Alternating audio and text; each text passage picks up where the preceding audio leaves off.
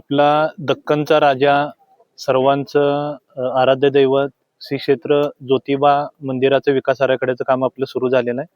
सध्या मंदिराचं संवर्धनाचं काम आपलं सुरू आहे आणि या विकास आराखड्यामधलेच एक महत्त्वाचं काम आपण जवळपास 4 किलोमीटरच्या पायवाटा, ज्या पायवाटाने कोल्हापूरकर खेट्याच्या निमित्त किंवा कोल्हापूरकर रविवारी सुद्धा मोठ्या संख्येने ज्योतिबाला या पायवाटाने येत असतात. या पायवाटांचं संवर्धनाचं काम आपण जे घेतलेलं आहे, या पायवाटांच्या दुतर्फा वृक्षारोपणाचं काम सुद्धा आपण आराखड्यामध्ये घेतलेलं आहे.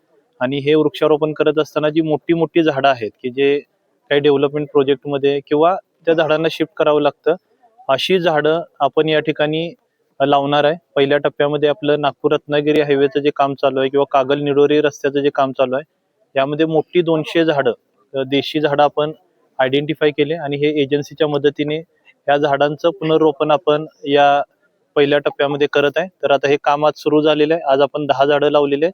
पुढच्या 1 महिनाभरामध्ये आपण ही 200 झाडं लावणार आहे. यामध्ये ज्यांनी असं पुनर्रोपणाचं काम केलेलं आहे असे तज्ज्ञ आपल्याला मार्गदर्शन करत आहेत. त्यांच्या मार्गदर्शनाखाली आणि पुढे एजन्सीची जबाबदारी ही झाडं जगवण्याची आहे. देवस्थान समितीचं यामध्ये लक्ष राहणार आहे आणि वन विभागाच्या नियंत्रणाखाली आपण हे काम करणार आहे.